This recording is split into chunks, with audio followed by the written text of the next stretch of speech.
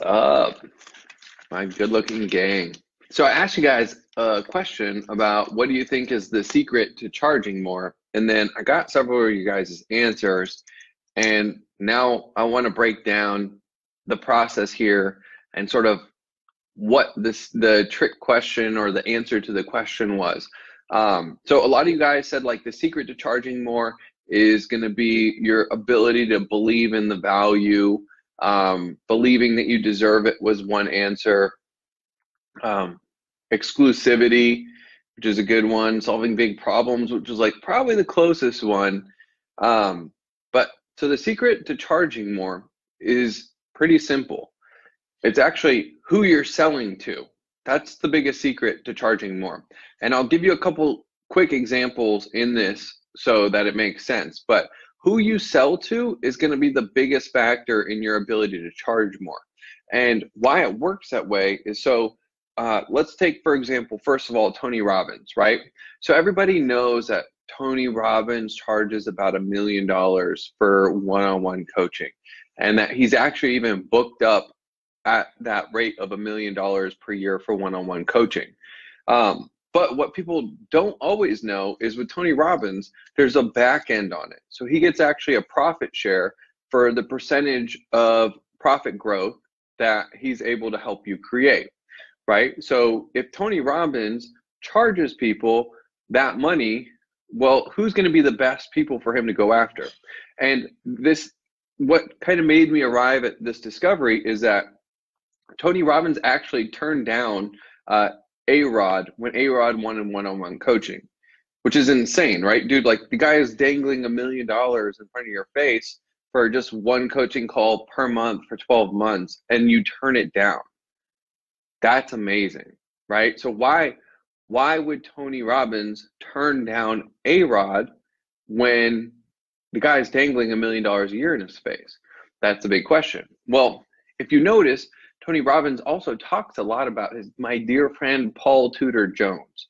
And if you actually notice this, I'm going to get it for you guys. This will make a lot more sense. What is this? This is Tony Robbins finding his ideal customer, which is hedge fund owners usually. So big capital guys who basically are going to get performance fees. They're pretty much the highest paid profession out there, period, point blank, right? So if he can find Paul Tudor Jones, who could make an additional $200 million a year off of Tony Robbins coaching, his performance fee or his ability to anchor his pricing as a profit share to that is going to be greater than any other industry. Does that make sense? And so it's a matter of who you're selling to. And in Tony Robbins' case, like, he's going to even turn down A-Rod and A-Rod's money because A-Rod's money isn't worth it to him when he could get a percentage of one of these guys in here, whether it's Ray Dalio or Paul Tudor Jones or whoever the heck else. And then if you look at this book, he's using this book as a tool to sell a product that he has, but he's also using this book as a way to interview his ideal client profile, right? Because he's going after the world's greatest investors, talks to them all, and all those people are going to be the people who give him the greatest possibility of income. So by shifting who he's selling, that's how you create the big ability to charge more. And like, to give you another example, I had a call with a guy yesterday who he does agency stuff and basically helps with lead gen, and he charges people on retainer. And he was saying that his retainers are typically about $1,500 for Kairos, but he's moving into solar, and because solar has a greater ability to pay, he can actually get closer to about $5K a month on retainer. So it's who you're selling to that's going to determine your ability to pay. And then you want to look at like the greater architecture of the industry, right? So in solar, what a lot of people don't know is who actually pays for the roof. You know, I've asked this question to a lot of people. Who pays for the roof? It's not the homeowner. It's almost never the homeowner. It's the insurance company. And if you know, insurance companies are going to be some of the biggest people that you could get money out of. That's why personal injury attorneys are literally famous, and it's a $30 billion industry.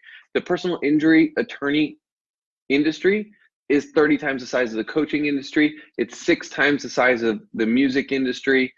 It's a massive industry. And because they are getting paid not by the person who got in the car accident, they're getting paid by the insurance company. And in the case of, let's say, solar, the homeowner doesn't pay out of pocket for the solar up front. Instead, the person who pays for the solar panels is a lender. And then the lender is going to have a lien on the property. And so because there's a lender taking a lien on the property, they can charge more. So usually whenever there's financing that comes into the position, then the prices are going to inflate, which is what we see with education, right? So if we look at like the college market, as soon as student loans became really ubiquitous, and then student loans became something that you couldn't default on, the prices of college have steadily grown and grown and grown to the point where it's like insane right now. And that is a direct result of who's paying, right? The students aren't the ones really paying for the college tuition. The finance companies are the ones paying for the tuition, and the students pay back that over a long period of time. And in the other case of personal injury attorneys, the insurance companies are the ones paying personal injury attorneys, which is why they could get so much money. Or in the case of solar, it's the lenders that are paying for it, and the actual homeowner oftentimes doesn't have to come out of pocket. In fact, they can not come out of pocket and spend less per month on the loan for the actual solar panel than they would on their electricity in the house. So that's how there's a no-brainer offer there. And it's all about shifting who you're actually selling to so that you could find it makes sense to sell more. And then when you find that, that's how you charge more for your services. So that's how Tony Robbins gets $1 million a year for a coaching fee, and then he gets even more on the back end because he's getting the profit share. It's because of who he's selling to. And it's the same reason that that agency owner could charge $1,500 for Kairos versus they charge $5,000 for solar. It's because of who they're selling to. So if you choose the wrong niche, you're dead in the water already from the very beginning. If you choose the right niche, then your odds of success are going to be massive. And there's an old saying inside of the direct response world, which is 60% of your response is determined by the list that you're mailing, 30% is determined by the offer that you're mailing, and only 10% of it is your actual sales message, right? So if you look at that, that's a big difference. So who you're selling to is going to be the secret to really charging more. So I hope that helps you. If you guys have questions, go ahead and throw them in the comments, and I will circle back and I'll give you guys answers to any questions you do leave. So, all right, y'all, go make some money.